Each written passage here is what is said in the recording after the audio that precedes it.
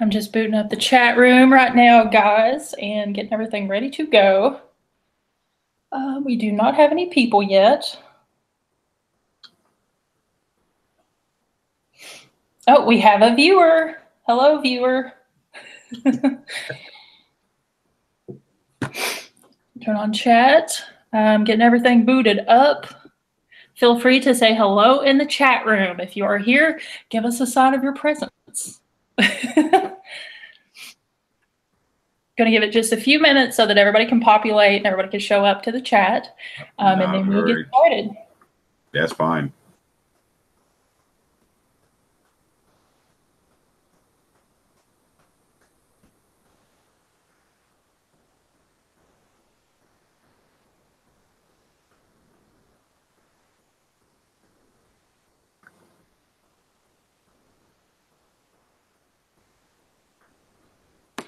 Hey, Sarah Beth, how are you? I haven't seen you for a while. I'm glad you made it tonight. Thank you for coming. Appreciate it. So it looks like we have two people.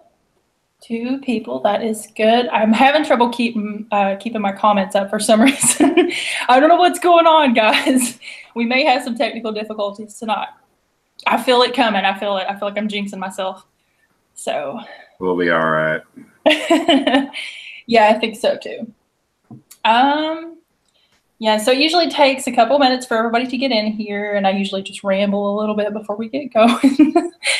I'm not going to do paranormal news tonight, guys. If you were looking forward to paranormal news, we will do that next week. We don't have time for it tonight because I don't know how much of this I can squeeze in. I have a really long interview, and I want to get lots of stuff, out there and talk about a lot of things. So we may not have a whole lot of time tonight. We got 3 viewers. I don't know where is everybody at. Let me know if you're in the chat room, by the way. Go ahead and say hello. Let's see. Okay, see if my comments will stay up. All right. We are going to get started, guys. We have a very special guest tonight. I'm very glad. I don't know why I'm so flashburned. I feel like this wasn't this bad earlier. But I'm sorry I look like a ghost tonight. I think it's my webcam. It's going a little crazy. I think both of us are having a little cam problem tonight. I know Jody's having a little bit of an issue, which is fine. We can still hear him perfectly, so we can do a great interview tonight. So welcome to the show, Joedy. Very glad to have you. Oh, glad to be here. I'm so thrilled that you're here tonight because I've been looking to get some guests on. And I know you were on the original Paranormally Correct. I don't know if you remember that. Yep. That was a while ago. Yeah.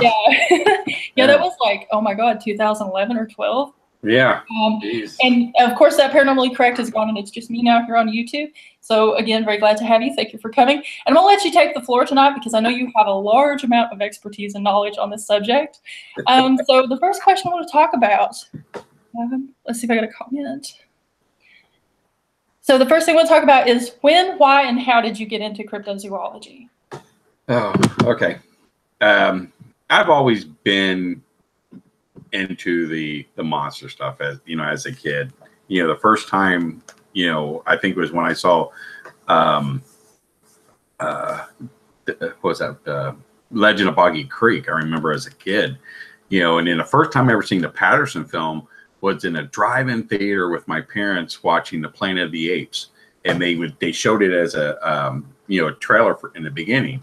And ever since then, I was always fascinated, with Bigfoot and the Loch Ness Monster and things. So as I got older, I was a police officer at the time, and I started getting more and more into the cryptid stuff because the different stories that I heard from different officers and things. And then I couldn't find any like local groups that did anything cryptid. So the closest thing I got was, to a UFO group.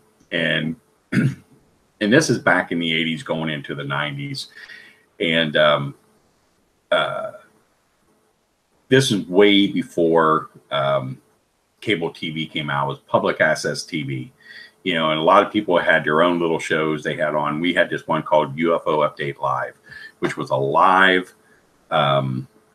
television show we did the first Wednesday of every month, and we started getting all these different cryptid reports in. So I took them along with George Clapperson and just kind of fell into it and did the Bigfoot stuff for like the longest time.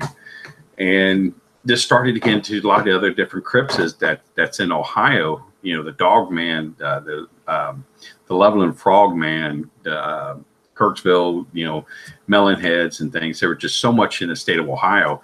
And it's just, I just fell into it, man. And I've been doing it, you know, for about 31 years. Yeah, so 31 years. I knew you had been into it for quite some time. I wasn't sure how. That was my next question, actually. What is a melon head, by the way? That's the first time I've heard of that one. In Kirkland, Ohio, there's this legend called the Kirkland melon heads. And what it is, it's there was an orphanage there. And the legend goes that Dr. Crow was doing experiments on children, and he was putting liquids and stuff into their heads, making their heads big, and he was very very horrible with these kids. But his wife loved him, and they loved his wife. So his wife ended up dying. So the story is that he killed his wife. They rebelled, burned down the house, you know, the orphanage and stuff, and they just like ran into the woods. And then people were seeing these children actually going all the way up into adults of very large heads, and that like a melon. And that's where the story came out, melon heads. Wow, that is the first time I've heard of that. Yeah, I believe. and this was something to happen back in the 70s and stuff. There were just a lot of these little stories, about Ohio. And there's this guy, I can't think of his name off the top of my head, but he makes maps for a living, and he, atlas maps and things. So he wanted to do something about all the states with different cryptids, but they were just they weren't enough, to do it. But Ohio was the one. So he did this map called Hidden Ohio. And it's like 4 foot by 4 foot. You literally have to get 2 maps because of the front and back. And it has every single cryptid, UFO, ghost, location, everything. I mean, it's fascinating. That sounds awesome. I wish we had one for Kentucky, because Kentucky's kind of the same way. We have lots and lots of stories. We have like the Poplet Goat Man. Mm-hmm. I've just recently found out we have Dogman sightings, which I'm extremely Where have you been? about. Bigfoot and Dogman are like the 2 biggest things in Kentucky. Yeah. And things. When I was talking back and forth with you, and you were saying I was fascinated in this, I didn't notice. Like, good God, girl. Everybody knows about that. Yeah. I know. I don't know how, because I've heard of the Dogman probably for a long time, for a really long time, but I never actually looked into it because it just didn't dawn on me, And then I think, if you remember, the first time I met you was at that convention in Columbus, Indiana. Yeah. Yeah. And then I was telling you about the alligator man that I saw. Mm-hmm. And I thought for years, I was like, well, maybe it was just an alligator that somebody turned loose, But then I was listening to some stuff about Dogman on YouTube the other night, and I was like, it was like a light bulb came on over my head. Mm-hmm. I was like, it was a Dogman. Yeah. Makes perfect sense, because it was big. I wish I could say that I saw hair and fangs and teeth and stuff like that, but I didn't. But just by the structure, the physical look of it, mm-hmm. And the size, I was like, that has to be Dogman, and we're going to talk about Dogman on the channel. Oh, yeah. Yeah. I'm so fascinated with it now. Yeah, so I remember that story. Yeah. Yeah. Yeah, so what was your very first experience with like ghost, aliens, crypto, any of those things? What was the first one? The first thing I would have to say, when I was in the Army, I had a Bigfoot sighting. I had 3 other guys with me, and it was in Grayling, Michigan. And there's a lot of, Bigfoot sightings and stuff up there in Michigan. And I was an ammunition specialist at the time, and we were just getting done with the range, and we were taking what was left of the ammunition and the brass and, the weapons and stuff and get into the ASP, which was the ammo supply point. And we had to get there before they closed. Otherwise, we would have to sleep in the vehicle with everything to the following morning. And that wasn't going to happen. So we kind of decided, well, let's go off-road, to get to point B a little bit quicker. And on a military reservation, that's like the biggest no-no in the world, but but we did it anyhow. And, and as we were going down, the tree line was getting really thick. So we decided, look, this was a bad idea. Let's just get back up on the road. And as we were backing up, I was sitting in the passenger seat. We had a driver and two guys in the back, and we had one of the Ford Broncos, and but we still called them Jeeps. Everybody called them Jeeps. But as we were backing up, it moved. He was about 12, maybe 15 feet in front of us. And this is, 8:30 in the evening, and, August, and, Michigan. So it's still light up there. And like I said, we didn't even notice him. If he would have stayed still, we would never have seen him, but he moved. And he walked right in front of us, right across. And the things that I noticed about it is that the movement was just like a slide, but he was extremely muscular, reddish brown hair, very human face, extremely human face. The nose was very flat. He had a massive jaw. He had the satchel crest on his head, high brow, but it was just human. But his eyes were almost like a blackish red color. But the top of his head and the back of his neck and around his shoulders and like his chest area, like on his arms, was looked like mange, like a dog with mange. You were able to see the skin. The skin kind of looked like it was flaky a little bit. I mean, he was that close. I mean, it was still light out. He was that close. Wow. But he had extremely long arms, long legs, but very muscular. I mean, muscular body. And I mean, he looked just right at us as he was moving, and he kept looking as he, until he got out of the way. And we were just like in awe. And, we got back up on the road. We didn't say crap, and when we got into the Gatoman area, we said, are we going to say anything? And it's like, no, we're going to shut up about this, because like the week prior that we were there, two captains seen one. And I remember that these guys got like all kinds of grief just saying that they saw Bigfoot up there. And it's like, no, we're not going to say him, because if we say we saw it, then, they may say we're mocking officers. Yeah. So, but, for close to 15 years, I never told that story. The only person I ever told that story to was Linda Moulton Howe, who was a ufologist, and she's like an expert on cattle mutilations. And she was doing a show for Art Bell, and she asked if she can use my story for the Art Bell show. And we talked about it, and she actually told that story because she was talking about military involvement with cryptids and UFOs. And, that's how I got, that was my first experience, with a cryptid. I never seen any other cryptids. I've heard them. I've had, large logs thrown at me, rocks, all kinds of stuff.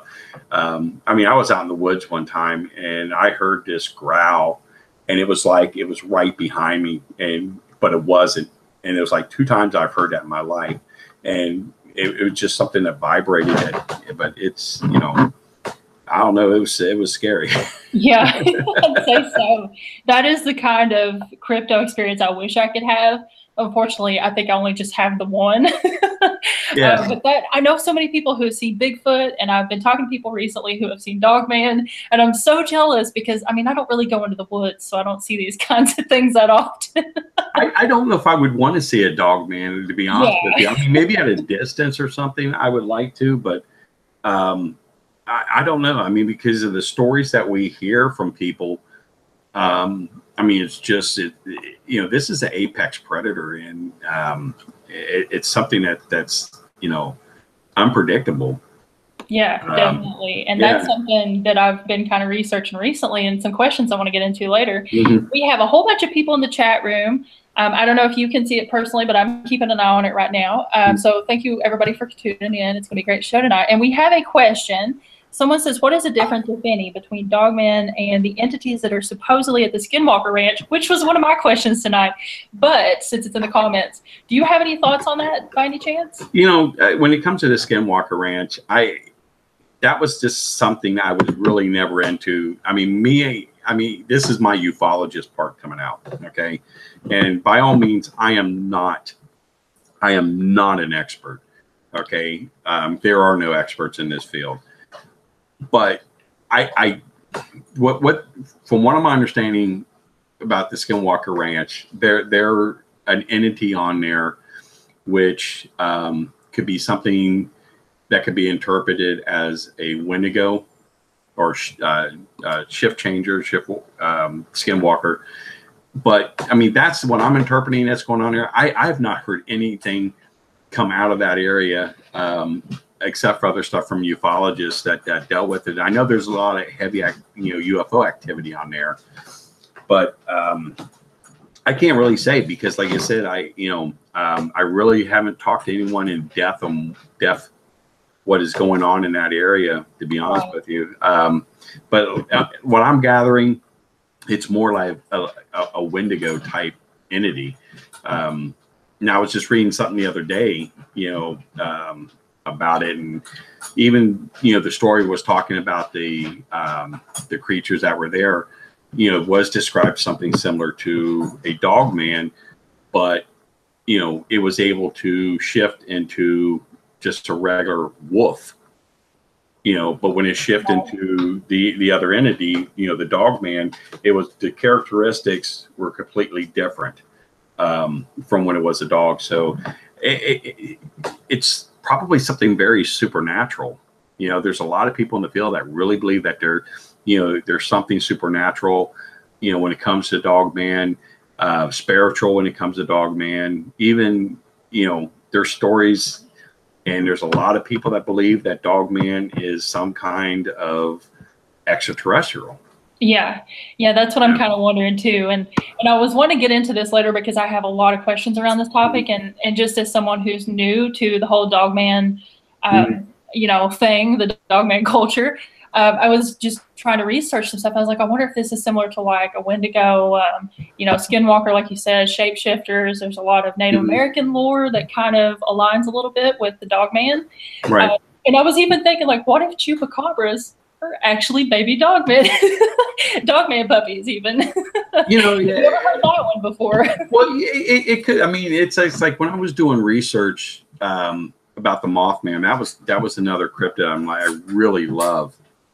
But if you sit there and look at the Flatwoods Monster, that was right before Mothman came, and the Flatwoods Monster was only seen at a very short brief of time, and then a few years later is when the Mothman phenomenon just shot. And I'm sitting there thinking to myself, it's West Virginia, they're located very similar. So what if the Flatwood Monster, which they believe was an extraterrestrial, was some type of hibernation or egg, for Mothman?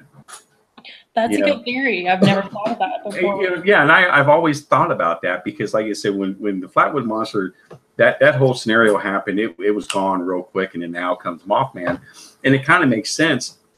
Maybe, like I said, it was some type of hibernation egg or something like that for the Mothman, because a lot of people see Mothman as extraterrestrial. Yeah, definitely. I think so too.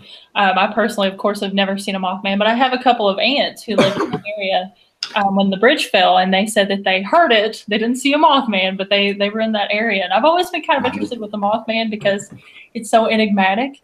And Jerry Gray in the comments wants to know what a dogman is. Jerry, we're going to get to that in a little bit. But first, before we get into like what is Dogman and what are some more theories on Dogman, let's talk about North American Dogman Project, because I know this is like a really big thing. It's very popular. So I wanted you to talk a little bit about that for a minute. The North American Dogman Project, we started about 2 years ago. And what we did, what my whole idea was to bring the dogman community together, okay, and really get deep into what the dogman phenomenon is. I mean, the Bigfoot community, they got the BFRO, UFO community has moved on, but there's nothing in the Dogman community. So that's why we came up with the North American Dogman Project. And I mean, I never expected it to boom the way it did. You know, we have right now close to 400 member researchers.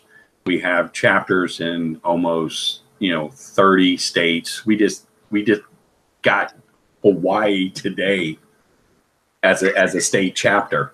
Wow, that is even awesome. though there are no sightings there, but they, you know, there's a lot of people who are, you know, dogman enthusiasts that live in Hawaii, and they're military, and that's the neat thing about it. You know, so they started their chapter, and their spouse is a military, and they started their chapter today.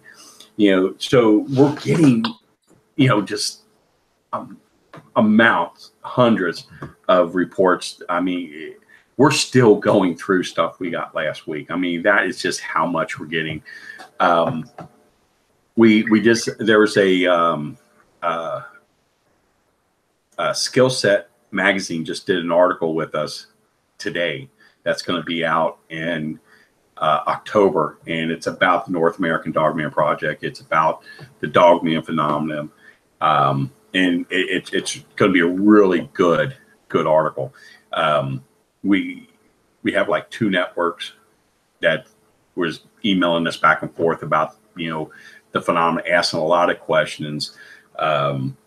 You know, what is this thing? I mean, we love it. I mean, what's going on? Tell us more. Tell us more. You know, and they're like, I mean, this is something. This is scary stuff. And I, you know, and I said, yes, I said that is what people want.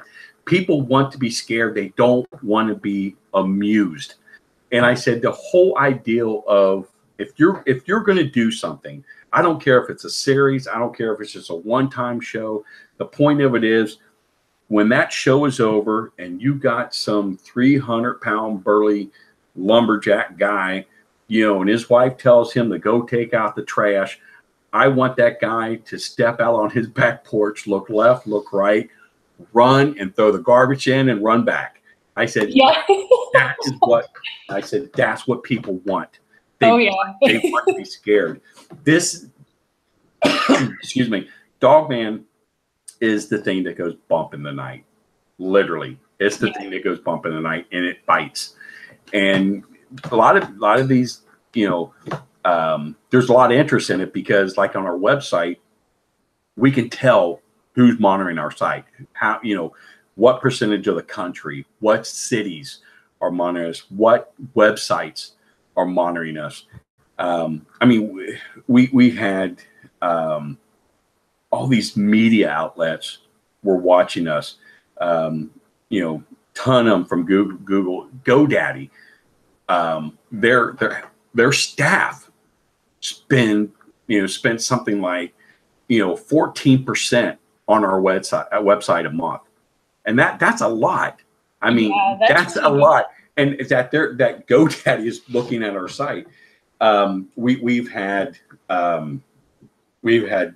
.gov, you know, looking at us, which were government websites.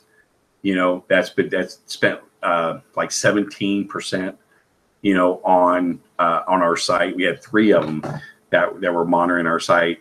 That ended up turning out to be the Ohio DNR, the Kentucky DNR, and the other one was the Department of Agriculture, which the U.S. Forestry Service runs under them. So we don't know if they're monitoring us or if it's just their employees say, hey, you know, check this site out. We don't know, but they've been spending a lot of time. In 5 months, we've had over 100,000 hits on our site.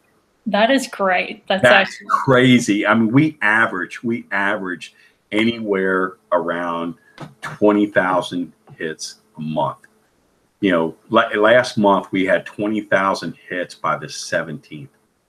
So, I mean, we're getting people looking at the site. We're getting, you know, that really like our site, and the whole point of what we're doing is to get the, you know, community together and start sharing information.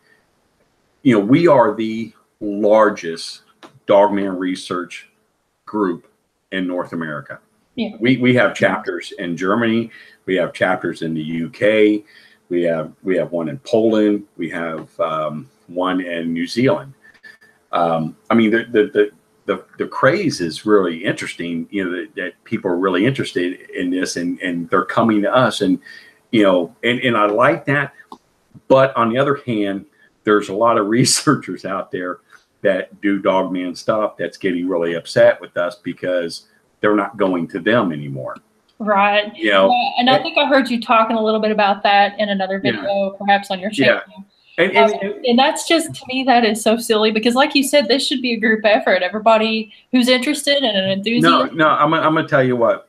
There's a couple big conferences out there that's happening that will not let us talk because they're angry at us because they have a certain friend who is a very well-known Dogman researcher, and you know, we're overseeing what this individual's doing. So they said, no, we don't like you because you're making this person look bad because you're getting all the stuff they're not.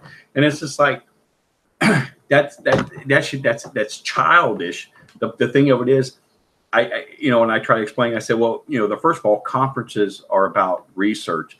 It's not about the person. You know, you go to a conference to hear what somebody has to say. If you go to a conference that has the same people you had last year or the same people the last 5 conferences had, all you're doing is hearing the same crap. People want to hear, people want to hear new stuff, you know. But I mean, that's a shame. I mean, that's how the field's turning out, you know. I don't know. I mean, it's crazy, but you know, we as a North American Dogman Project, we want to share everything with everybody. I mean, there's literally websites out there and Facebook pages with our stuff on it that people are using. And, you know, I'm not going after anybody. I'm not, you know, because if they want to use it, that makes me feel good because they're willing to steal it to use it because it's that good, you know. Yeah. And I don't have an issue with that. You know, only thing I say, if you want to use it, use whatever you want. Just ask me. You know, I'm not going to tell you no. Right. You yeah. know?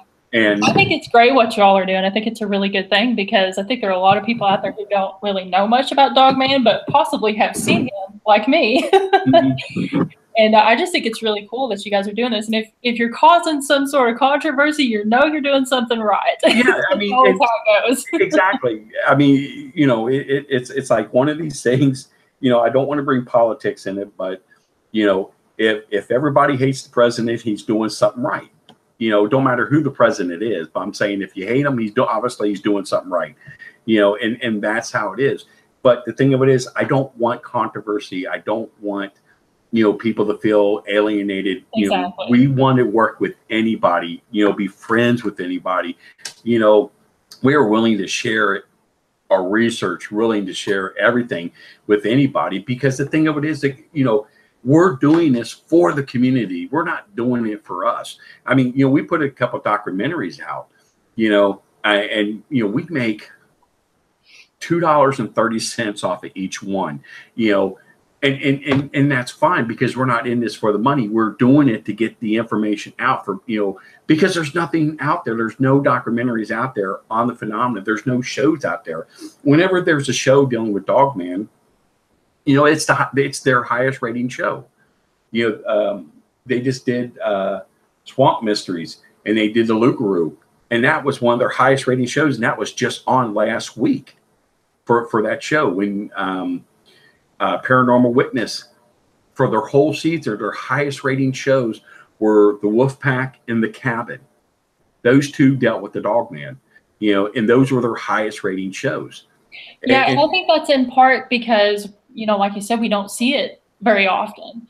It's almost like a new phenomenon because people aren't hearing enough about it. People aren't hearing as much as they possibly should, because everybody's talking about like ghosts and aliens and things like that, when there are other cryptids out there that are really fascinating.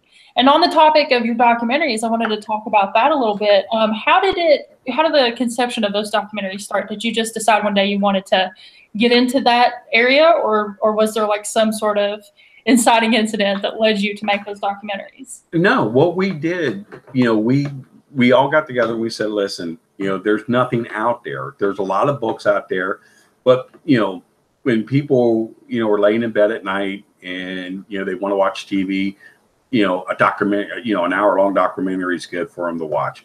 And we decided, let's talk about some of the stuff, that people are really interested in the field. We did our first one on Wisconsin. So, we did the Wisconsin werewolf. Got some really good stories on that one. We had some really good animation stuff that was in there, and that went really well. And then we did the Beasts of Land Between the Lakes in Kentucky. And that one went really well. And I'm going to tell you something, I'm not a conspiracy theorist person, but we've had nothing but trouble with that documentary. And I'm going to tell you why. We have a guy on this documentary that worked for the Kentucky Fish and Game. And he was at LBL fishing in 1979. And we verified this guy's employment through W-2 forms, his awards and, contracts and stuff that he had. So we know he worked with Kentucky Fish and Game. So we got that all verified. And he told this story. He's dying of cancer. And he wanted to tell the story because he didn't want to go to heaven with this on his conscience because he felt bad all these years. And in 1979, he saw the Beast of Land Between the Lakes kill 2 people in front of him. Oh my God. Okay. And it's a very interesting story. He was fishing, started fishing about 4:30 in the morning. About 7:30, he started to head back. He was on one side of the bank of the lake. Coming around, it was a heavy fog at certain points, a light fog at other points. So he decided to stay along the shoreline in a small boat so he wouldn't get out in the middle just in case there was another boat. And I didn't see him. So as he was coming around, he off to his left, he sees a campsite, but he sees, the tent, he sees, some chairs and the pickup truck. And he sees this animal off to, if you're looking at it, it would have been off to the right. And he thought it was a horse at first. It was on all 4s. He said it was that big. And then when he got closer, the thing stood up and he was able to see it, what it was. And because it was moving towards the tent. And, he's described it as a, dog or a wolf's body, wolf's legs, arms and hands, he said, were like human. But he said the head, was, kind of like a hyena, he said, but it had high pointed ears like a wolf, but it also had like a mange, like a lion's mange in the back a little bit. But he said this, it's a very short snout. He can't remember if he saw the tail or not. But at that time, as it was moving, he said the 2 people were coming out of the tent and he, was yelling at them, look over there, look over there. And he's pointing and they're looking at him. And, at that time, he said this thing just pounced, just both hands went on each one and went down. And this thing, he said, was biting at him. And he said, I'd sat there and watched them kill these 2 people. And he said it, urinated on himself. He went into shock. When he got himself together, his boat was up on the bank and stuff. He said it affected him. And, I asked him, why didn't you tell anybody? And he said, who am I going to tell? Everybody who works, and fish and game, knows what's going on in that park there. If I would have came forward and say, hey, I just saw this thing kill people, because hey, they could have killed me off. They could have done something with my family. They could have fired me. I mean, they could have made my life miserable. So I didn't say anything. Yeah, I can definitely understand that. I know a lot of people who just have, kind of not so exciting sightings of Dogman, want to stay private and anonymous, and don't even want to come forward with their name attached to the experience. So I would say that was definitely something pretty heavy. And someone had a question in the comments. Did this person want to remain anonymous, or did they ever tell you that you had permission to release their name or anything like that? He gave us. He used his middle name, which was Glenn. We do have it on video, but you don't see his face; you see his hands. He didn't want to come forward for the sake of his family, and that was his reasoning. You know, because of the safety of his family was his reasoning. Yeah, definitely. And this guy was dead within 2 weeks after we interviewed him. So, we had the documentary. We had 50 copies that we did. Okay. We sold out. No, let me rephrase that. We had more than that because we were at Scarefest and we sold a bunch of them there. And then we had about 40 of them left. And we sold them off the website. We've had 27, between 25 and 27, I can't remember the number, documentaries that we mailed out that never made the destination. And each one of these had tracking numbers. And the tracking numbers stopped once it got to the state where it was going to. And we had 3 that went overseas, and the custom labels were tore off of each one. They kept coming back. 3 times we would have send these things over, and the custom tickets were tore off. So I don't, like I said, I'm not into conspiracy theories, but I understand crap happens with the mail, but when you have 25 DVDs that are lost and they have tracking numbers, and the post office cannot tell you where they are, yeah, that's not a coincidence. there's something going on, and absolutely, it was no big deal. I mean, people got their money back. There's still people right now that, we have documentaries that are still out there, that we have no idea where they're, and these people are like, it'll be here.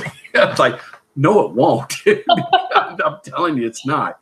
Yeah, that's definitely not a coincidence. And I know you're not a conspiracy theorist, but I am. I know, but here's the thing. So we got it on Amazon, right? Uh-huh. So it took like 20 days to get it on Amazon. It was on Amazon on the 1st, and then by the 2nd, it was completely gone off of Amazon. Okay. So I was on the phone with Amazon and the producer of the documentary. Where is my documentary? No one could tell me. All they could tell me was that you'll get a call within 24 to 48 hours explaining where your documentary is, what happened to it. So for a week, I'm fighting with Amazon. Okay. You could Google and it wouldn't show up. So they go, how about if we just send you a link and you can just send the link to people and they can buy it off the link? And I said, no, I want them to go in and type it in and it comes up. And it got to the point where I said, look, I'm going to get an attorney. Okay. Because something's not right here. So it was up back on Amazon within 12 hours after I threatened to sue. But now people are having issues purchasing it. So it's just like, either this documentary is hex, someone put a mojo on it or something, or seriously, there is somebody stopping this out from going. And there's absolutely no reason why. There's nothing really in this documentary that exposes anything other than Glenn's story. Right. Okay. Yeah. That's it. But it's really weird that all this stuff is happening. Like I said, it could be a coincidence. It could be just, weird things happening, but there's just too much stuff that was going on with this documentary that just did not make any sense, so. Yeah. And I can tell you from experience that sometimes the government gets involved with things, and seems like sometimes they don't want people talking about certain things. It's almost like there's a line in the sand. You get right up to it, but you can't cross it. And it kind of makes me wonder, and I was thinking about this today. I was like, is there some sort of, is the government monitoring this entity or creature like they tend to do with aliens, UFOs, things like that? And I know that you worked really hard on these documentaries. I can't wait to buy copies of these, and I'll let you know if I have any weird conspiracy. I'll send them to you. And I was wondering, did you, at any point in the production of these 2 documentaries, did you try to go out and do like a field investigation of any kind? for to hunt Dogman. Well, no, when we went to LBL, we had a really good time, down there. You have to understand the first, the story of LBL, right? Right. Okay, about the family that got massacred down there. Now, the first time I heard that was in 1987. Okay, that was my second year as a deputy sheriff, and there was a seminar that was being held down in Kentucky, and I thought it would be neat to go, so I went to the seminar, and I met a bunch of different police officers down there from a couple surrounding states and stuff, and we were just sitting after seminar. We're sitting in the bar talking, and just talking about police stories, and this one Kentucky state trooper said about this story that I got called out, you guys can't repeat this, blah blah blah blah. There was this family that was massacred by this monster down there at laying between the lakes. We were on the scene there. This family got killed. But see, here's the thing about it. He talked about the mother, the father, and the daughter. He never mentioned a son being killed down there. And I didn't hear anything about the boy until Jan Thompson story came out. And Jan Thompson was basically the first person to release that story, of the family that got massacred. So through all this, going years investigating LBL, I've been down there close to 100 different times and talking with a lot of different people. I've talked to probably about a dozen police officers who swore they were there. They took me to 2 different locations. One said it happened at this spot. The other one said it happened at this spot. Talk to employees there and things. But the problem is with LBL, nobody really knows what the exact location was because there's too many people that know too much about what happened down there. And here's the problem. Whenever you hear about the story about LBL, you always hear about the law enforcement, but you don't hear anything about any federal agencies. If a child is missing, like this girl, like the daughter was, the FBI would have been called in, and the FBI would have been on the scene. The FBI would have took control of the scene, and they would have brought their own forensic people in, and that would be it. Now, that's a great point. Yeah, so what the point with LBL is there were too many law enforcement agencies there. There were too many coordinators that were there, and nobody knew who was in charge. And that was the biggest problem. And this is what I found out in my investigation. No one really knew who was in charge. The FBI wasn't there. So there was a search and rescue team that was brought in to look for the little girl. But the thing of it is, no one knows. I mean, there's just too many stories out there, and every single researcher has somebody who knows somebody that was there, or they said they were there, and this was a location, or this was a location, and nobody knows. No one knows anything other than that what's going on. Now, so do you think that the truth of this story has kind of evolved into almost an urban legend in that, everybody claims to have had someone associated with the incident? Yes. Now, I believe the incident happened. Don't get me wrong. I believe something happened down there because there's just too much stuff. I mean, there's just too much stuff involved in this for one person to make it up, for it to be blown up as much as it has. Okay. So the story happened, but the point of it is no one knows what the exact story is. Exactly. Now some researchers will say, well, it was perfume that attracted, this beast. Okay. And, my theory on that, and I'm going to blow that out of the water, is, all right, camping is the pastime of Americans. Okay. Apple pie, baseball, hot dogs.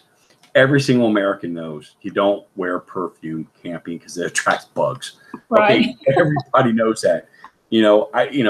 Females, they want to be pretty out in the field and stuff like that, but they're smart enough to know not to put perfume on.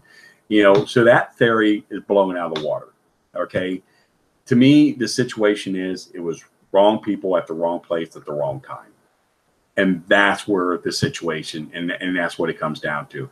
Now, there's another incident that came out of LBL where there was a bow hunter allegedly, and I'm going to say that, allegedly killed by Dogman.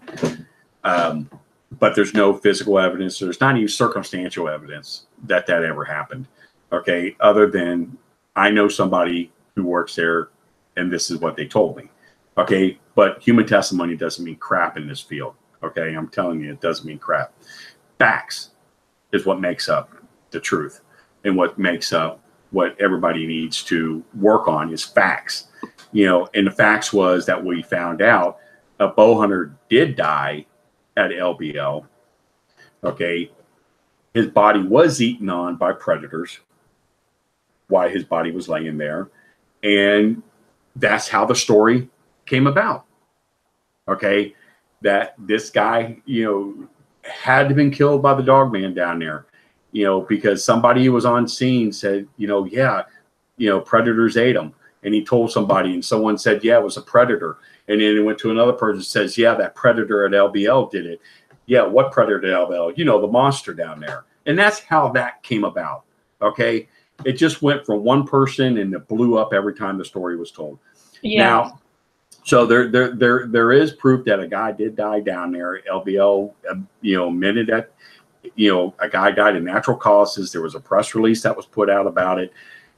But the whole story of, you know, him being eaten by Dogman is just bull crap. Okay. Because there's nothing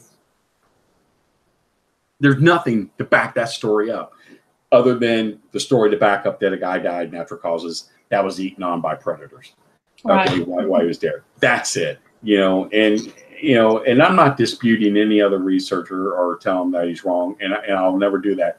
But the thing of it is, you know, I've been doing this long enough that, you know, you have to be skeptic when you, exactly. You know, and when you talk to somebody, you have to think of that person being the biggest and the greatest bullshit artist in the world. Right. You know? and that's what you have to do. You know, so what we decided to do, we decided to do this investigators boot camp in October. And what we're doing is we're bringing in a retired command sergeant major of the Army who works with an intelligence agencies now. And this individual is going to teach our people how to conduct an interview. So when you talk to people, when you ask questions, how you can determine if they're bullcrapping you or if they're serious or legitimate and stuff. So this is great. You know, we're having someone who's, you know, trained by the military, trained by the intelligence agency to teach our people how to do that. And then we have a former special forces operator who's an Afghan Iraq vet, and he's going to come in and teach us how to properly track one of these things, what signs we need to be looking for, wow. how to detect things that a normal person out in the field would not be able to detect if there's something there. So, I mean, it's great. We're doing classes, nighttime classes on thermal imaging and night vision, classroom works. You know, we're going to be talking about different type of predators. You know, we have a lot of visual aid stuff. We have a lot of skulls that we're bringing in so people can look at, you know, predator skulls, bears, cougars. We have a hyena. We have an ape. We have, you know, furs. We have, you know, paws from a bear, paws from a wolf, coyote, so people can see what they look like, what the tracks look like. And we're going to do a class on casting. I mean, this is going to be, I mean, a very proactive weekend, you know, and this is what we've been wanting to do. And so people, you know, when they hear stories like this and they talk to people, they can determine what's right. Right. That's a terrific idea. And that's something that we always talk about on Paranormally Correct is how to kind of sift through, you know, maybe the hoaxes and fabrications and find facts and, you know, be objective about things and not just take things for granted, you know, and be gullible. Right. So that's a great idea. I think the question that everybody's wanting to know is, what is a Dogman? Do you have any idea what it might possibly be? I know there are a lot of theories. And I know that you mentioned in one of your videos a really great theory, which we're going to get into in a minute. But what do you think Dogman is? you know, the thing was, no one really knows. You know, we know it's definitely an apex predator. It is some type of canine species. Now, when we say canine species, obviously we're talking about, you know, like a dog or like a wolf. But was this creature that was something that was always here, but it was just elusive, and it was seen only by Native Americans or indigenous people from other cultures, you know, where the other sightings have taken place, and, you know, why our environment was moving, you know, more and more, you know, into their territory, then we start seeing more and more stuff. You know, is that what it could be? You know, no one knows. But we do know it's definitely a canine species that's able to go down, you know, on all fours and able to go up on two legs. The characteristics are, you know, very much, you know, like a dog, like a wolf, like a hyena.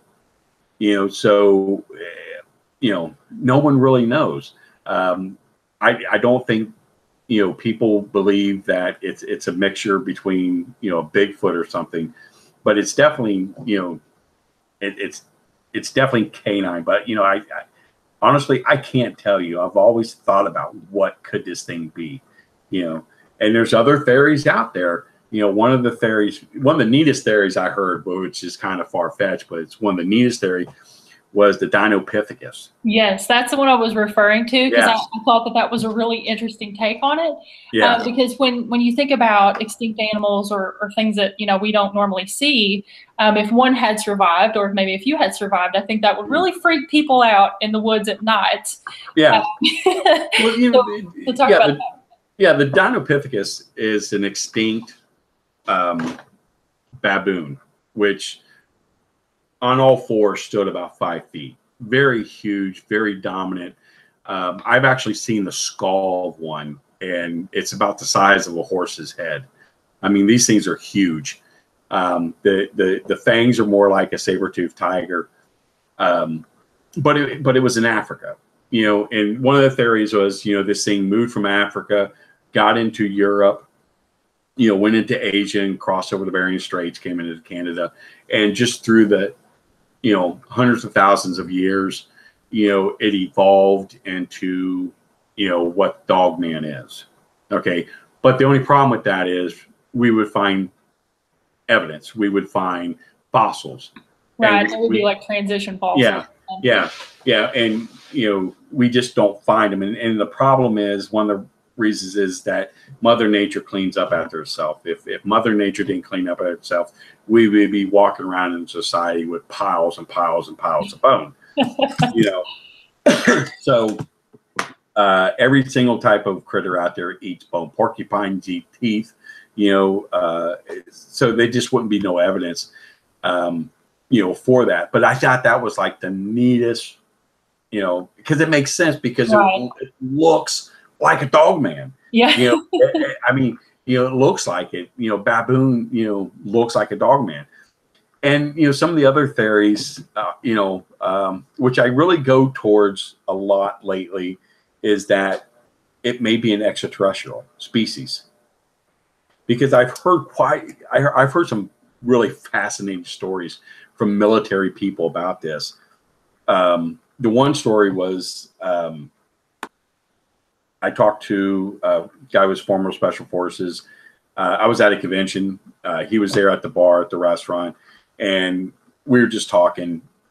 And he was asking about, you know, what the convention was going on. I, you know, told him it was ghosts, and he goes, you know, are you a ghost hunter? And I go, no, I do Bigfoot and other cryptids and stuff. And we were just sitting there talking, and he goes, I'm going to tell you the story. He goes, when I was in the military, I was with a special unit, and there's a species of alien that we're very new with. There's like 23 different species of aliens, but this is something that we never experienced before. And he describes it as a canine type species, very aggressive. And he said they were so aggressive, they would not keep them in the United States. that they kept them in the facility in South America. They got out, they killed the people in the facility. They got out and they were starting to kill people in this little, town. And so they had to go down there and take care of the situation. They went down there and killed them. He talked about, they wore body armor, not like a knight, but like a body armor, like a halo type body armor. And he said, they were very intelligent, but they didn't have common sense. They did have like energy pulse weapons and stuff. They had energy pulse weapons, and they were able to kill them. And, I sit there and think, wow, that's kind of an odd story, and the more I sit there and thought about it, I was sitting watching Star Wars. Okay. And I remember there's one scene in Star Wars where there's a Wolfman type character. And in some of the comics, they talk about this Wolfman type character, which is like a dog man, and he has body armor and stuff. And I'm sitting there, well, when George Lucas did Star Wars, he had some very, very good close friends at NASA that allowed him to see certain things that no one else was able to see. And like the Millennium, how's that ship pronounced? The Falcon. Millennium Falcon, yeah. Millennium Falcon. There's an image where there's one that's in a crater in the moon that looks just like it. And George Hoagland has a book out called Dark Mission, and he talks about this, where on the moon they found this robot type thing that was tore apart like in a crash, and the head is like 100% like CP3O's head, and they have a color picture of it. It looks like CP3O's head, and I'm thinking, God, this is where he got CP3O from, was from this alleged crash site on the moon, and this like robot that was there, and then maybe that Dogman does exist, and that's where he got this, werewolf combat character from, because he was able to see this stuff, and it kind of makes sense. But there again, your mind flows a little bit, right, when you start thinking about crazy stuff, and it kind of made sense a lot. So I did a lot of research on that, and it kind of makes sense. Maybe he knew something that no one else knew. So after I was on Space Out Radio and I told that story the first time, I got an email, a message on Facebook from a guy that was with a U.S. Army unit in Afghanistan. And he works as a contractor, for the government now. And he was telling me this story that they were in Kandahar Valley. In Kandahar Valley, there's a lot of weird stuff that goes on in Kandahar Valley. There's alleged giants and all kinds of stuff. Yeah, I've heard about the giants. Right. So he said they were looking for this insurgent group, and the team broke up into two-man teams. This spread out, and he said they got up to one point and they heard screaming. So they saw two dead insurgents and one that was standing there, but he said there was these two other figures that were there. He said they looked like wolves but wearing armor, okay, and they had this sword, and the sword is what he said looked like a pharaoh's sword. And pharaoh's sword is one that kind of looks like a sickle a little bit, kind of like in Scorpion King type. And he said he killed this insurgent, and they sat there and watched it. And he said that at that time, he said they were kind of like sniffing in the air, like maybe they picked their scent up. And the one was standing next to the other one. He takes his, right arm and he pushes it out and pats the other one on his wrist, say like, let's go. And they move on. And, he said that was it. And, they told their, team leader what they saw, and his team leader was like, dude, are you all right? I mean, it's just like, no, this is what we saw. And they took them back and showed the bodies, and their weapons weren't taken, everything was there, which was odd.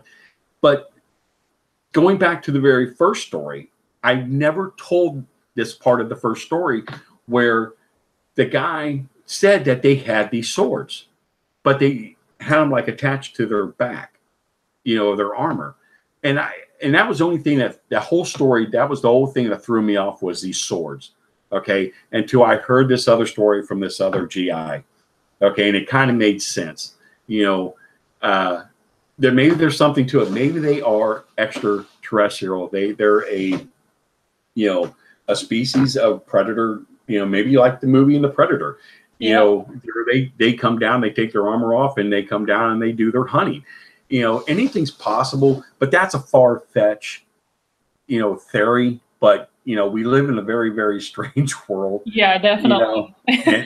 So I thought it was interesting, you know, the two stories. But there again, you know, you have two people that told you a story that you cannot verify. You know, there's two stories that have very similar things.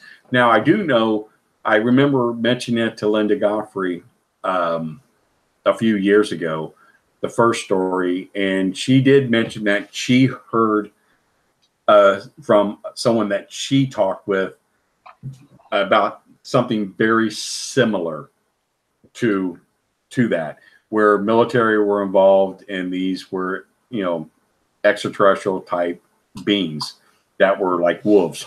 Right. So, and I think that's a good way to kind of tell if there's a little bit of authenticity to something. If completely unrelated people are telling a very similar story, that's something that I kind of look for, you know, to figure out if there's any truth to a theory or a legend. Yeah, but like I said again, you know, human testimony doesn't really mean anything in this field. And this guy could have heard me tell that story before and said, hey, you know, I'm going to pull one on this guy. But, you know, and that's why you have to look at it. I like telling the stories because they're interesting. But the thing of it is, I can't verify. And they're not up on the sites. I don't put them on the sites because I can't verify them. They're that far way out. But they're interesting stories. And the reason why I tell them, because maybe they might be somebody out there who's 100% legitimate saying, bang, you know, hey, you know, this happened to me. I know this. I was in the military, you know, something that, you know, interesting. So. Right. Yeah. And that's a good point. And we had a question from the comment section. Have you ever thought about working with someone to create a scale model of a dogman, or, you know, maybe to see the capabilities or the strength or the size or anything like that? Or would that even be possible? Oh my God. Yes. It's too much money. I mean, we had one that we put together at Scarefest, and it was neat. We're putting it up, and we finally got it. And this little Mexican guy runs in, and he stands under it, and it's Danny Trotto. I think that's how his name's pronounced. The guy from Machete. Right. You know, and he's standing under it. It's like, take a picture, take a picture. I'm like, who are you, dude? You know, but it was neat, you know, and, but we had it, and he was big. So we thought about, you know, doing a scale model of one, and, you know, looking at having one professionally done. We talked to a lot of different places. It's just too much money to do.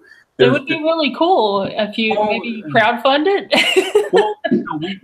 Well, they have a full scale body one of the Howling Werewolf for was it $7,000, you know, for that one, and that's handmade, you know, and it's just like, you know, if I win the lottery, I'm gonna have them. And there are places out there that makes them.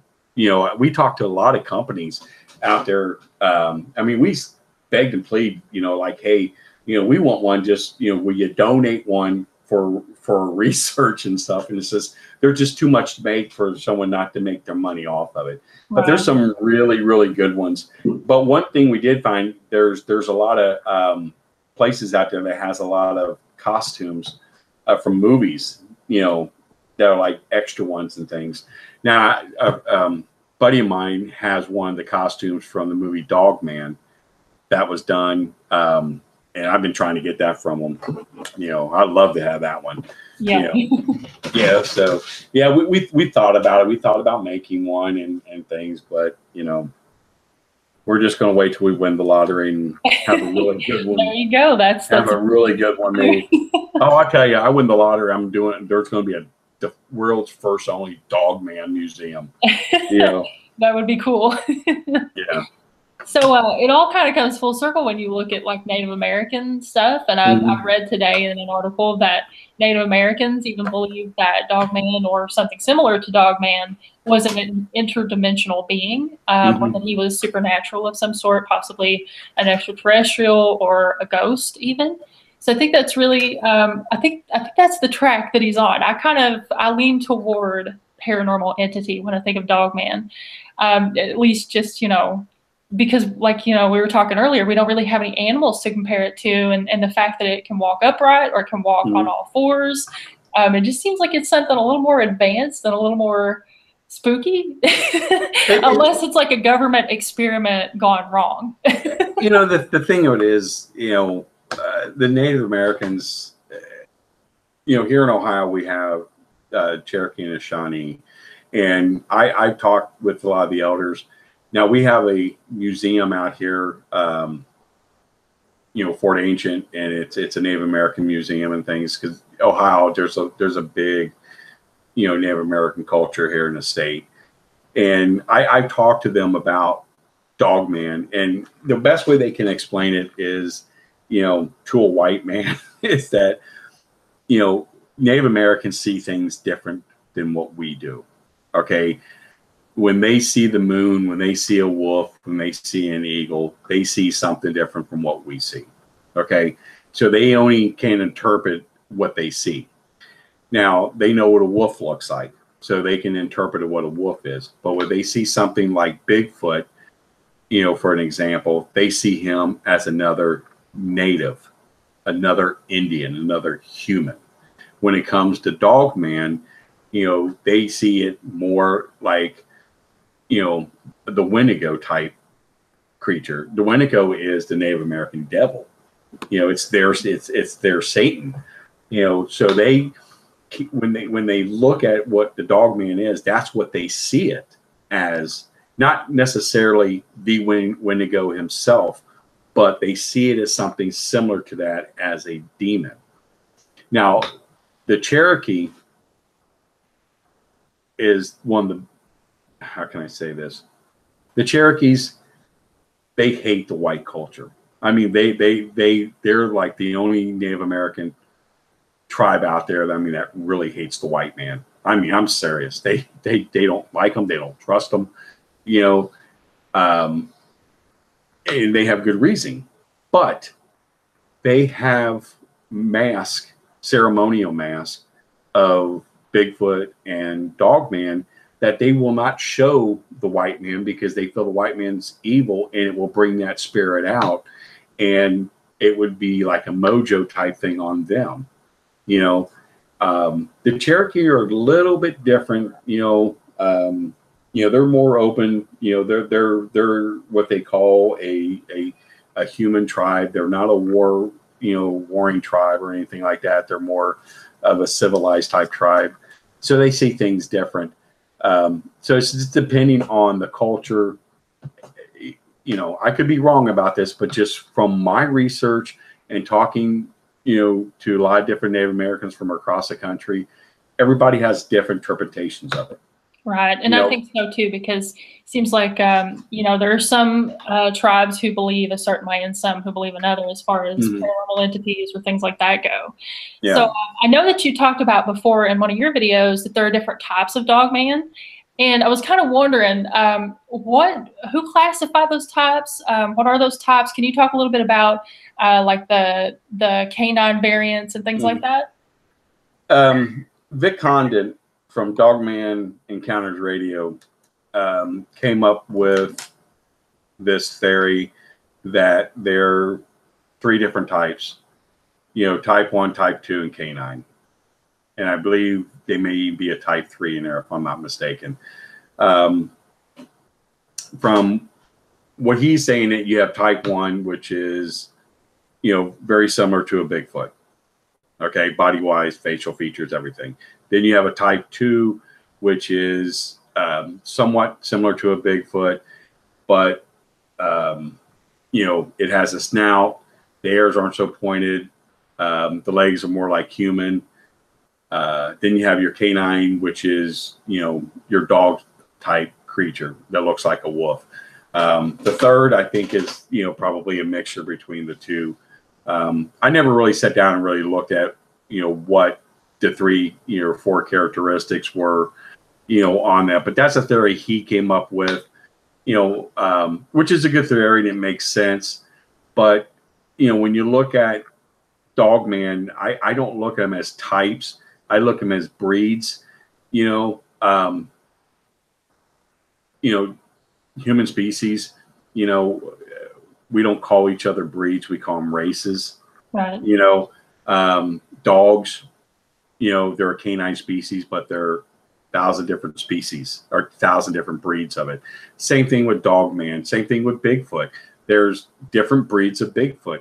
You know, you have your Eastern Bigfoot, your Western Bigfoot, your Bigfoot in Canada is different. Your Flatwoods Monster is different. Your skunk ape is different.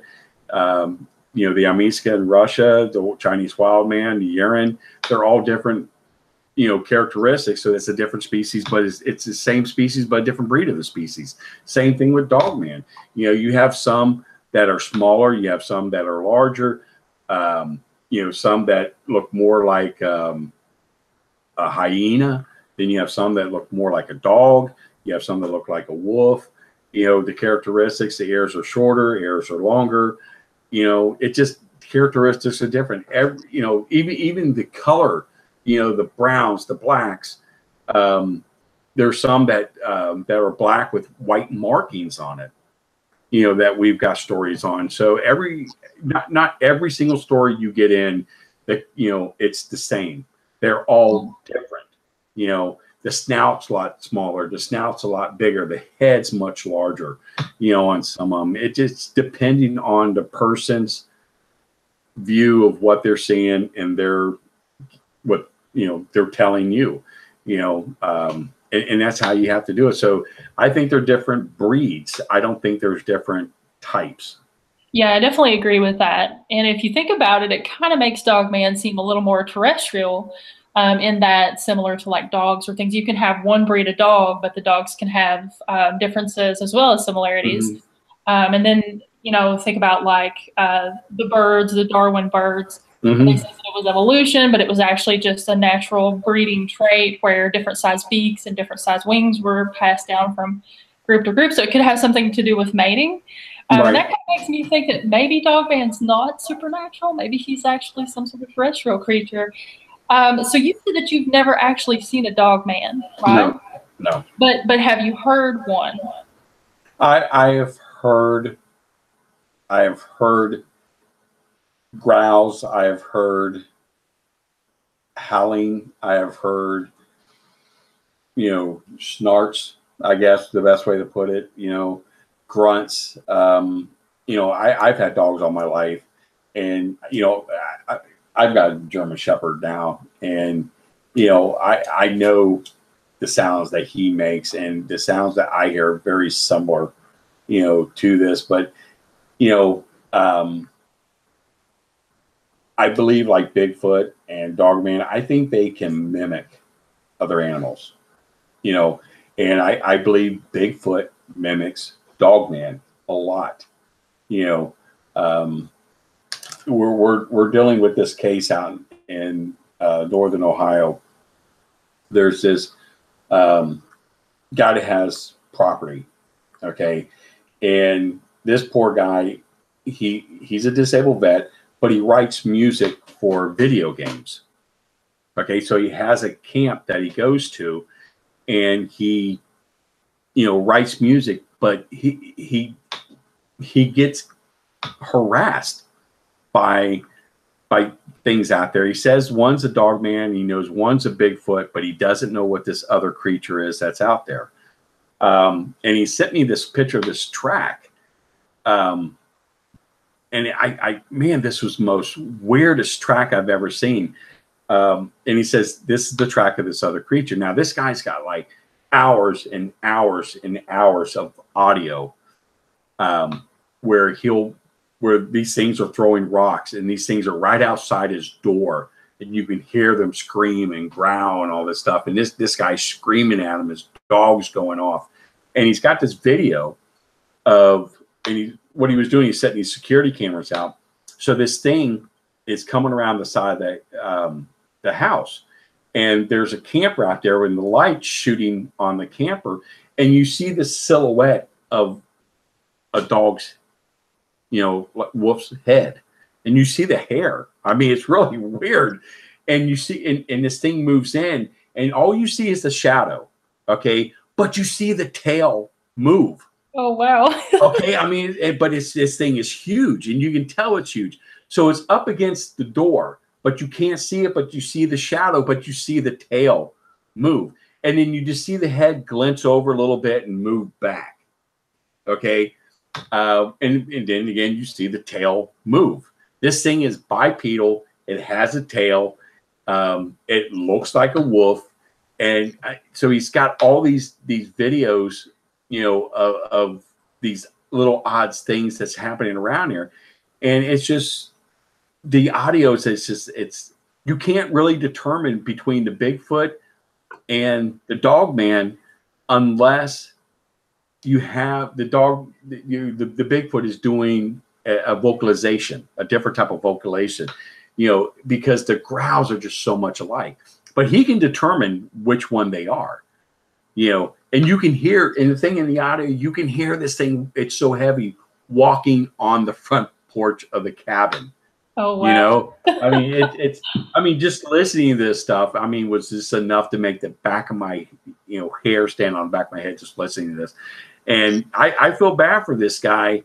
And, he's not the only one in this area that's doing this. And he's having extraterrestrial things happen to him out there. He's hearing these things that are like machine sound. And then you see these different flashes of light in his videos. And at one point, he hears something outside the door, and a door shaking. So he's got his gun. He tells his wife, open the door. And then when he opened the door, there's this bright, blinding light there. And he takes a picture of it, but the light's not coming into the house. The light is outside the door. But you see these three figures standing there in the light. I mean, it's just some weird stuff. And he's like, when you guys got to stay all night here to experience. Yes. I'm like, I would love to tell him. I will take up the invite. But it's neat. So we've been out there and we talked to them and stuff. So we're going to go out there and stay the night and check the situation out. I mean, I just feel bad for this guy. Because he can't comprehend on what's going on, and you can hear him. And like you said, he always has audio on and a video on, because he just says he just doesn't know what's going to happen. Right. You hear him. So do you have these videos available on any of your sites, or did he want to keep them private? No, actually, no. And here's the good thing: we have some stuff we haven't released, but he's given us everything. He wants it out there. Okay. And the reason why he wants it out there, because one, he wants people to know there's something going on and there's something real. And, if it helps people in the community understand what is going on, and he doesn't want no money. This guy, he's a disabled vet. He lives in a very, very little bitty old house, and he has nothing to gain. He doesn't want no money. The only reason why he's talking to me, because I'm prior military, just like him. And that's why he came. I mean, he went to the BFRO and some other places, and it says he felt they were just money grubbed. And he was afraid that the way they were talking, they were going to steal it and take his and take credit for it. So we're getting it. It's going to be next year before anything's released, because there's just so much stuff. This guy documents everything. I mean, his paperwork is beautiful. He documents minute by second, everything that happens through the night. That's awesome. Maybe that could be your next documentary film that you make. Well, we're working on one on Ohio. We're doing Defiance Werewolf right now. And we're going to throw in a little bit more Ohio stuff, and this is one of the stuff that we're going to be throwing in. And that video of the one that's taken at night with the, with his tail moving, that's going to be in our documentary. Oh, that'll be cool. I'll be looking forward to that. Yeah. And we have a question from the comment section. Someone wants to know, do you think that there is a flap area where there is a high paranormal activity area east of the Mississippi River? What was that again? Do you think that there is a flap area? And maybe Cinder can clarify what a flap area is, because I'm not sure. No, I mean, is he talking? No, I understand what he's saying. Is he talking about UFO, or is he talking about Dogman? He just says high paranormal activity east of the Mississippi River, so maybe any or all of it. I think east of the Mississippi, I think there's a lot of stuff going on. A lot of Bigfoot stuff activity. Paranormal could be anything, I guess, from ghosts to UFOs to, anything out of the ordinary. I say yes, but I think a lot more of it is east of the Rockies, if you want to go maybe that far.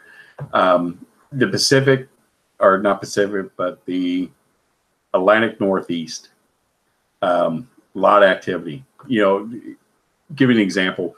When we looked at like a lot of the Dogman stuff, we came up with a loop area from Wisconsin going into Michigan, going far south as Kentucky, and going all the way to New York, of just where a majority of all the sightings.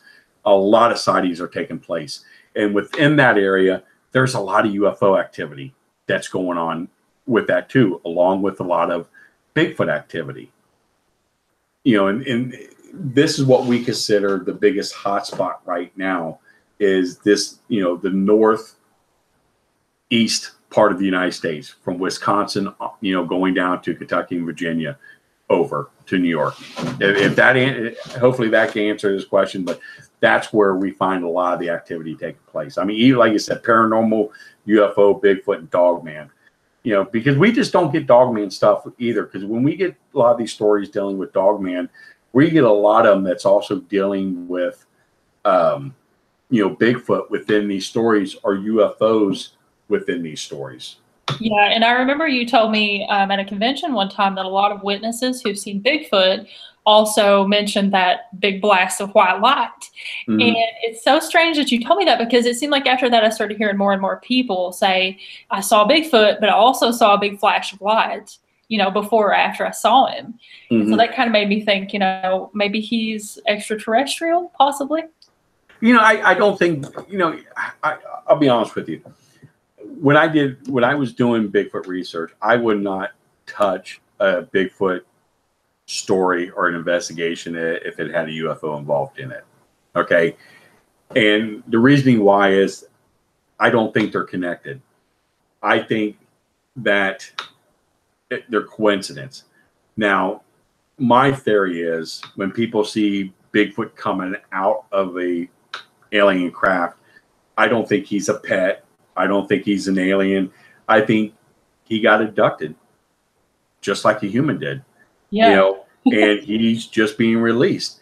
Maybe they, are able to use mind control over them and make them do heavy work for them or something, or whatever. I mean, I talked to a guy who was abducted, and he was telling me next to his table, he remembers there's a Bigfoot that was being examined also. And he remembers that. So that's what it could be. Like I said, I don't think I can see Dogman being more of an alien than a Bigfoot. Okay. Yeah. But when it comes to like flash of lights and things, it varies. Like I said, we live in a strange world. I do believe in, portals. I do believe in, just strange disappearance, people walking through, black holes. I mean, it was proven there's, black holes even here on Earth, that maybe people walk through and they're never seen again, or they came through a different time or went to a different time. You talk to some people you know, that missing time. Give you an example. There's a little town in Kentucky outside of the Wayne Daniel National Forest. Starts with a B. I can't remember the name of it. That would be probably around the Round County, Carter County area. No. Oh man, I can't think of the name of the town. It will come to me. But what's so weird about this? NASA built a telescope down there, okay, for whatever reason, and there's legends of a UFO crash down there. There's a guy that has a camera that's running 24/7 in this one particular area. There's people that have came missing. This particular town had more people show up missing than any other place in the state of Kentucky. And give an example, there's a couple stories where there was a video. The bank video showed the woman walking out, but the outside video never showed her coming out. And there's another where there was a guy that was in his car and it was up against the building running, and the police asked him what was going on, and he didn't know what was going on. This guy was missing for 4 months, and he didn't even know it. And then there was another guy they found walking down the street that was missing for a year. And then there's another story where these people were working on their house, and they see this woman, you know, jogging down the street, and she's going along the wood line, and she screams, and then this flash of light, you know, goes out of the woods, and they call the police, and they never found the woman's body, you know. But it's just, you know, it's just all this weird stuff. We did a Bigfoot expedition down there about 3 different times with Ghost Hunt Weekend, and like I said, I cannot think at the top of my head now what the name of that town out there that we did that at. But it's just, like I said, there are just so much different strange occurrences in this little town. You know, people missing time, you know, UFOs, you know, NASA building, you know, a telescope down there for no reason. And, you know, just, you know, it's just weird. Yeah, there's definitely a lot of weird stuff in Kentucky. And I think I know what you're talking about with the Screaming Woman, which was the Virgil Davis Screaming Woman UFO case. Yeah. And that one actually happened in Moorhead, Kentucky. And I remember a time or two we were in Moorhead for a Moorhead. Yeah, that's where it is. And there's if you go down south of there to like Menifee County actually has a little bit of a werewolf story going on in the woods, which my brother lives in Menifee County. I don't know all the details of it, but I know what I've heard people talk about. And I thought it was just a joke or something, but apparently they believe that there is a werewolf in the woods of Menifee County. Well, they've got together, people from the town have got together to go chase it and hunt it.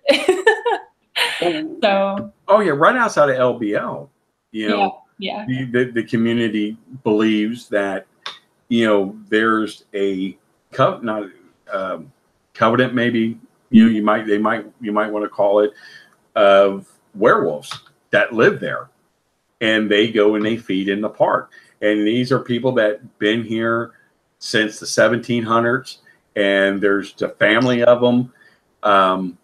You know, we were told, you know, if you stay in the hotels down there, never tell anybody you're from out of town, because they said you come up missing. Yeah. And they really believe that, you know, there's people that can turn into werewolves, and they feed in LBL. You know, I mean, it was strange as some of these people were telling us. It's like you said, like, you know, do not tell them you're from out of town. Don't stay at the hotels. Drive 20 miles north, you know, and stay at the hotels there. I mean, these people were serious as a heart attack, or either they were just trying to scare us, you know, because LBL is one of these places where I think they're just so sick of hearing about it. You know, they're just so, you know, people, they want to get on with their life, and they're just, you know, tired of hearing about the monster of LBL. You know, me personally, you know, if I was Land Between the Legs Park, if I wanted the problem to go away, how do you do that? Okay. The best way for the problem to go away, you make money off of it. Okay. You sell piece of LBL t-shirts, you sell little figures, you have storytelling time, and you just, politicize it and you capitalize it, and eventually it's going to go away. And that's what, like Salt Fork State Park, when we did, the Monster Quest Grassman show for there, Salt Fork didn't want nothing to do with big, people knowing about Bigfoot, but, they saw something that made money, and they capitalized off of it. And now, there's no sightings in the park anymore, and they make money, and it's no big deal because not everybody goes there anymore, except for like the Bigfoot conference. And and I told LBL when we were down there talking, I said, you want it to go away, capitalize on it, because in 2 years it's going to be gone. Okay, people are going to they're going to come down there and say, oh, they're just doing this for money. I didn't see nothing, and that's how you handle the problem. But obviously they won't do it because they still trying to hide what's down there, and they know there's something going on. Yeah, I definitely agree with that. And I was kind of wondering too, when we were talking about Bigfoot, I wonder what is the dynamic between Bigfoot and Dogman, because they have to run into each other at some point in time. And I've read a lot of things online recently that were saying that Dogman is driving Bigfoot out of his home. Do you think there's anything to that, or do you think that there would be like a aggressive dynamic between the two of them? For territory, like I'm going to use LBL for an example. Now, you talk to a lot of the researchers that done a lot of work down at LBL, and they will tell you that majority of the Bigfoot sightings are south of 22, and the Dogman stuff's north of 22. Now, 22 runs like right between LBL, cuts it in half. And every once in a while, you'll get a story from the south part of a Dogman and a story from the north part. Now, the north part's kind of different because there's a lot of sightings of a very large, aggressive Bigfoot they call the Old Man. That's been seen a lot in the north part. So obviously, he's not afraid of the Dogman, and he's probably big enough and mean enough that they're not going to mess with this guy. And strength-wise, I would say Bigfoot has it. Dogman has his teeth and he has his claws. That's his strength. But, I think Bigfoot's a little bit more smarter, and I think Bigfoot knows a way to get around it. And I think, they do run into each other. I think they probably have fought each other for territory or for food. And, if I had to put my money on it, it's hard to say because I think they both would get tore up pretty bad, but with that being said, I talked with a female veterinarian who works for the U.S. Forestry Service, and she was telling me that they were finding grizzly bears with their chest and their backs. Their backs were snapped and their chests were crushed. And these are large, 600-700 pound grizzly bears. And they don't know what's doing it because there's no marks on it, like they got into a fight. They were finding black bears that were dug up in hibernation that were the same way. So something was killing off the other predators. They, were finding other predators, the same way, but they just don't know what it was. And they're keeping it quiet because they just don't know what's doing this. And the only other thing that could do this would either be a Bigfoot or a Dogman. Yeah, definitely. It would have to be something, or if there's another species of cryptid out there we don't know about. But I mean, because she was saying, bears, they when they fight, you see marks on them that they fight. They're not strong enough where they can sit there and crush another large bear. They could do it on a human, But for something to do it to a bear, a large grizzly, I mean, it's something powerful, So we get stuff like that. We get stories, from people, and we get to talk to them on the phone, and that, which is interesting. And this was not from the North American Dogman Project. This was through my Bigfoot stuff, and I've talked to this person throughout 3 years about some of the different stuff. So I ended up growing a relationship with this person, of trust, sharing stuff about Bigfoot and Dogman. So, but they, she still never said what actually was doing it. So. So do you think that, I don't know if it's so much as popular now as it was in the early 90s, but I remember lots of people talking about cattle mutilations all over. Do you think that Dogman might have anything to do with that, or do you think that's something completely unrelated? I'm going to tell you what, this is Joedy Cook's theory, okay, of cattle mutilations, okay? My theory is it is not extraterrestrial, okay? Cow blood is compatible to human blood, okay? Very compatible. The military even uses platelets for the battlefield, okay, if it was absolutely necessary. So if you have another species out there where their blood is compatible to human blood, pharmaceutical companies would find that very helpful for them and their studies. Okay. So why go buy cows when you can go steal it? Okay. And I think my personal belief, they're pharmaceutical companies. They're the ones doing this. And, these companies have technology that we may not know about, or other companies that don't know about for competitive purposes, where it comes to lasers and things like that, because of the laser marks that's on, the cattle.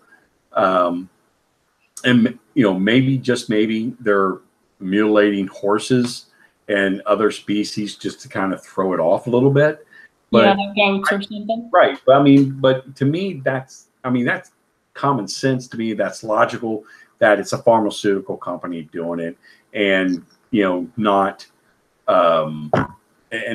aliens. I could be wrong. I'm hope I'm wrong, because I hope that, a pharmaceutical company, would stoop that low to do it, but, I'm sure they would. But to me, that makes more sense. I love the monster stuff. I love UFOs. I love, hearing about conspiracy theories and different things. But, but you have to be realistic about a lot of this stuff, and you have to sit there and look, what is the other possibility that this could be? What makes more sense? And the thing about UFO, cattle mutilations is that, pharmaceutical companies are the ones that's doing it. It just makes more sense, or it's the government doing it for whatever purpose, But there again,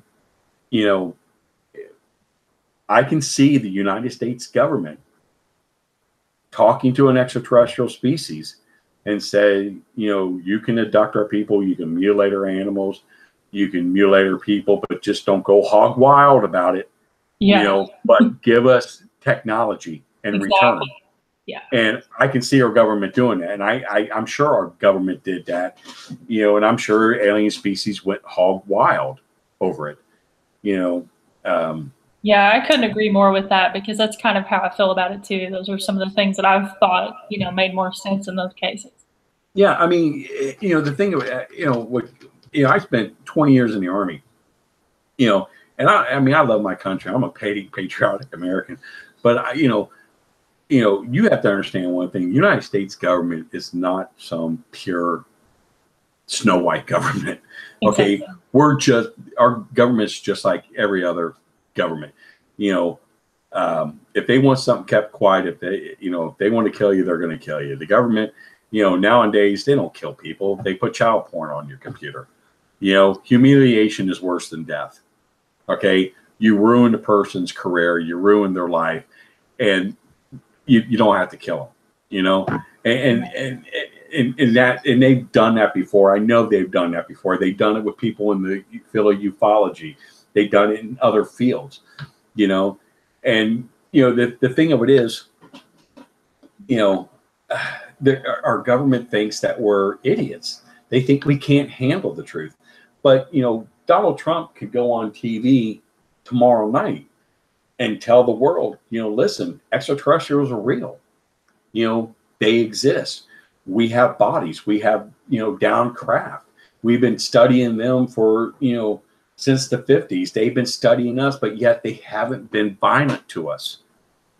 But, you know, if they do become violent, we will do what's necessary to protect the human species. We have a coalition with the rest of the world, you know, if something happens. But you know what? You're going to wake up the following morning. You're going to have breakfast with your kids. You know, you're going to take your kids to school. You know, you're going to have something to talk about at work. You're going to pick your kids up from school. You're going to have soccer practice. You're going to go to dinner. You're going to go to your life's not going to change.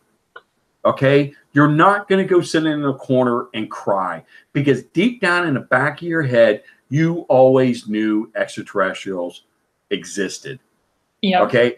But what the problem is, what the government sees, it's not that. What they see is, hey, my government lied to me about this. Can I trust my government when my government tells me if, you know, aliens start attacking the Earth, are they going to protect me? They already lied to me about them being there. Are they going to lie to me about protecting me?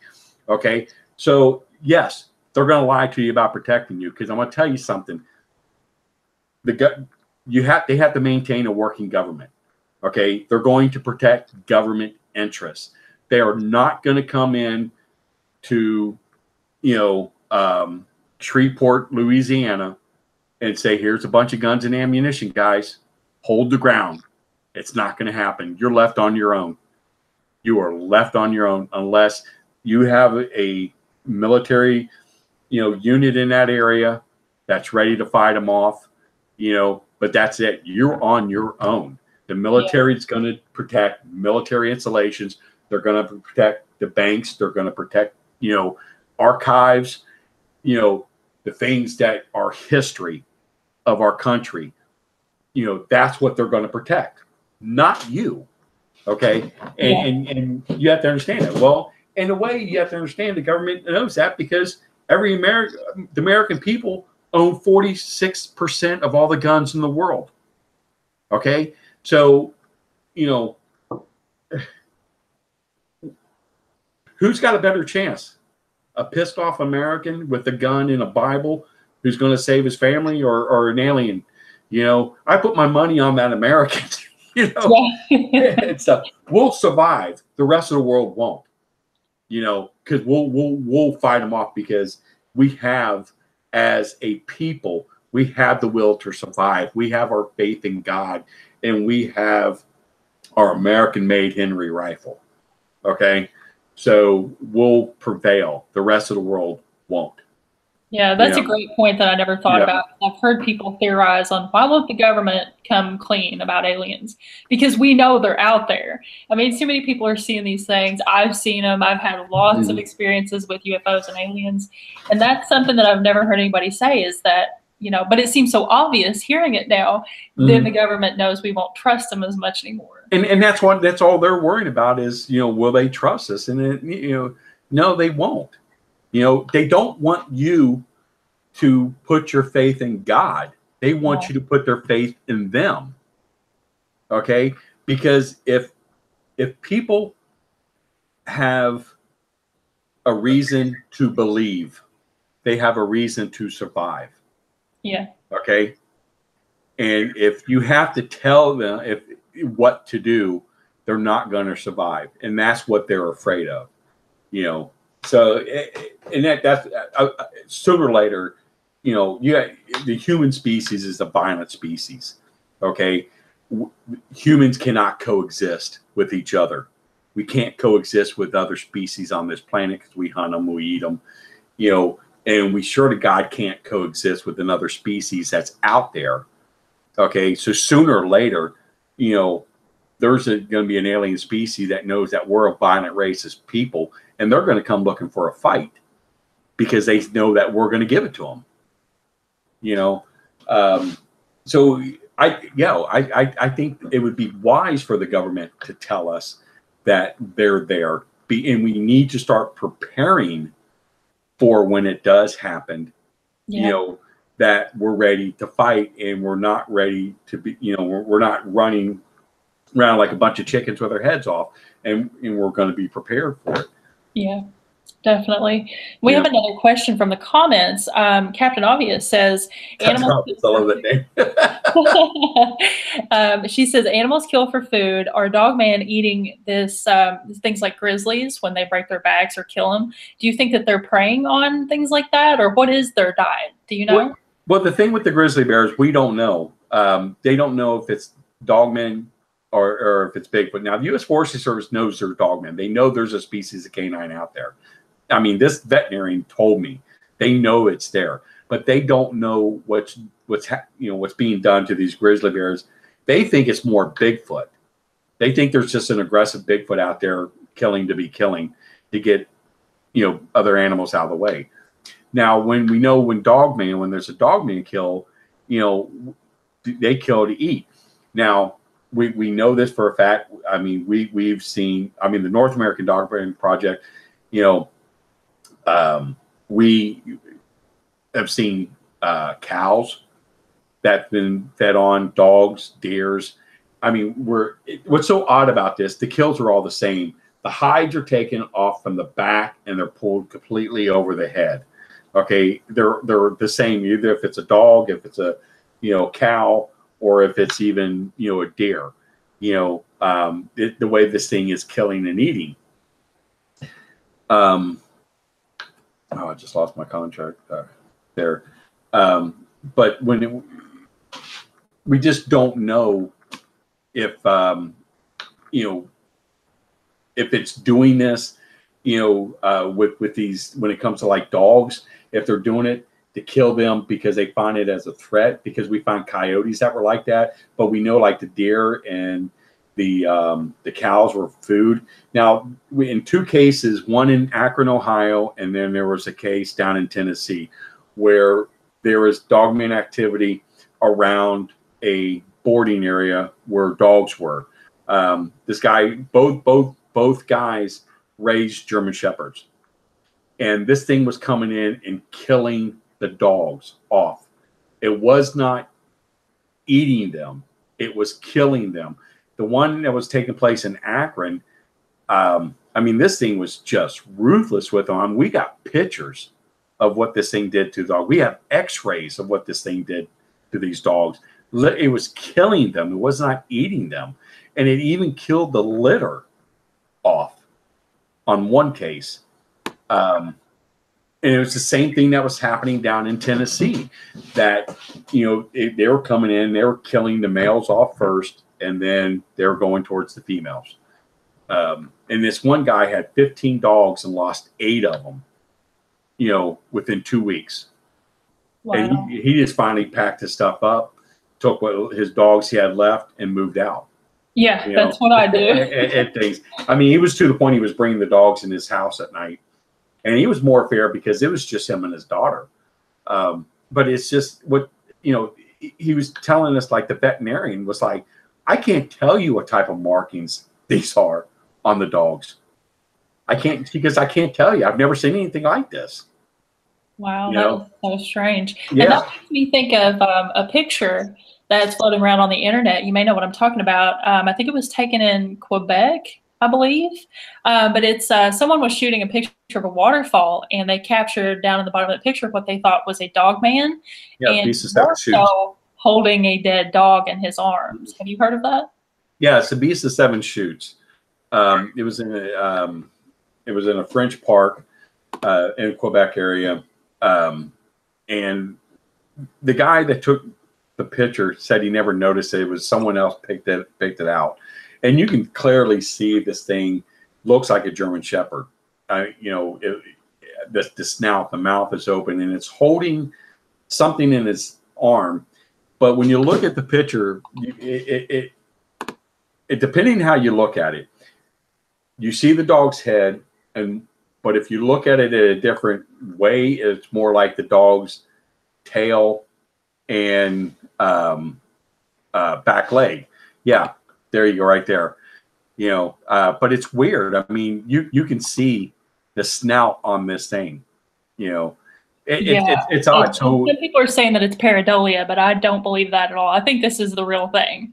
oh, this is definitely a flesh and blood creature. This is a dogman. This is a true dogman in this picture. What he's holding, we don't know. Could he pick the dog up from someone that was camping out there, you know, and that's what it could be? Could it be one of its pups that is white? It very well could be. We just don't know what it's holding in that picture. If someone set that picture up the way the original picture looked, I mean, it was a lucky shot to get it done. Yeah. You know, it was a lucky shot. I mean, this thing, you see the brow, you can see the mouth is open, you can see the snout, you know, on this thing. I definitely think there's something 100% to that, you know, to that Oh, picture. yeah, definitely. Yeah. And there's another picture floating around online. I believe it was taken in 1961, and it shows a dog man, what seems to be a dog man standing under a light pole. Have you heard of that one? Yeah, that one, that picture there, I think was, I believe was duped as a hoax because of, it looks like it's standing on a platform. You know, so a lot of the researchers think that one was a hoax picture. Yeah, that one right there. It looks like you can see the platform where it's standing on. Yeah. Yeah, this one I thought was really neat, and the story behind it and stuff. The story seemed somewhat logical. I think it was a guard at a factory or something. He noticed some motion outside, and he was kind of keeping an eye on it. Yeah, my thing is, what he should have done was go and take a picture after it left of the area. You know, you know, to say, okay, no, this wasn't a platform, you know, creature on the platform. You know, and there's another one where it's like in the snow. We had this one that was sent to us the other day, you know, where it was done. It was supposedly done on a surveillance camera from a gas station. And you see this thing standing there, and they did the shadow light really good. But there was a woman walking right behind it, you know, that obviously would have seen it. And then, man, this dog man looks familiar. So I'm going through some pictures, and it's like, yeah, there's this artist redemption of this dog man standing out in the winter, you know, with these other ones running. And what they did, they took that dog man in that picture and they superimposed it on there, trying to, you know, play it off, say, you know, this is in Chicago, you know, people got to know what's going on here. And, you know, and the guy, his profile, he's a professional artist, he's a student and stuff. It's like, dude, you know, you're not dealing with a bunch of idiots here. So I took the picture and I circled it, and I, you know, pointed out all this stuff that was, you know, wrong, the blurriness around the picture, the woman, you know, getting gas, you know, next to it and stuff. I mean, it's things that no one, I guess the guy that did the picture, because he said it wasn't him. He said he got it off the internet. But whoever did it, you know, left a whole bunch of stuff in there that, you know, I guess they didn't think about it when they did it. Yeah, not a very good hoax. Someone in the comments wanted to know if Bigfoot eats meat, and that's something I've kind of wondered about too. Oh yeah, I truly believe he does. I believe he eats rodents because, you know, here's the thing, you know, yeah, this animal, you know, because of his weight, you know, it's like someone my size, you know, my calorie intake should be right around 2,600, you know, a day. Okay. Some people, they eat more, you know, depending on, you know, what it is, you know, Thanksgiving or whatever, they may end up eating 3,000 calories in a day, you know, just eating a lot of junk food or whatever at a ball game or some, you know, stupid stuff. But you take something like Bigfoot or Dogman, you know, a couple 100 pounds, you know, these animals kind of have to spend every waking moment looking for food. And they'll eat, they'll sleep, they'll eat, they'll sleep. So their body needs protein. So there's meat, they're going to get protein from fish, but meat is where they need to get their protein from. So they're going to eat whatever small rodent they can get. Bigfoot's been known to eat deer, along with other, he's been known to eat dogs. I mean, there's reports where, they're holding dogs and eating. So I think he's definitely a meat eater. I think he's a plant eater too, but he gonna have to eat meat. He has to have that protein. Yeah, I think that's the only thing that really makes sense about it, because they seem to travel too. Right, yeah. People that I know who have had encounters with them say that they kind of travel and they, maybe they migrate here or there. So they're definitely going to need lots of energy, and there's not, there's no Forrest McDonald's. So here's the thing about that. Okay. Bigfoot, I mean, I can't see a vegetarian Bigfoot. I just can't see it, but, animals normally stay in one area if there's a food source. And if there's a water source, they'll stay. Okay, if the food source is gone or if the environment's messed up, or something, then they're going to move. Maybe they'll move when winter comes to go into a different, summer type environment, further south or out west. It just depends. But, most animals stay with it where the food source is. Humans are the same way. Most humans stay within 10 miles of where they were born. The only time humans usually leave the area is financial purposes, job, or a national disaster, or they just wanted to get the hell out. That's it. But most people stay within 10 miles of where they were born. And they'll grow up and have their family there. Bigfoot and Dogman are probably the same way. If their environment doesn't change, they're going to stay. If the food source is there, they're going to stay. They're not going to leave unless there's a reason for them to leave. And something like Bigfoot and Dogman, nothing's going to scare them off. I don't believe anything's going to scare them off. Yeah, definitely not. And we have another question, and I think I can answer this one. Someone wants to know if you've ever heard of a gentle dogman or a nice dogman, and my guess would be no. Dogman has no politics. What do you think, Joedy? No, I've never heard of. Even all the stories that we've got, I've never heard of one that was nice. There's some stories out there where people have seen them, where they've looked at them, but they have always made some type of aggression, like a growl or a scream or something like that. But nothing where, there's like they looked and then just moved on. They always made sure you knew they were there. Right. So it's been great having you on the show. I think I have taken up most of your night, so I'm going to let you go. Oh, it's 11:30 already. It's been great. It was awesome to have you on. Anytime. And I know you said that there are no experts in the paranormal, but I would consider you probably an expert in this field.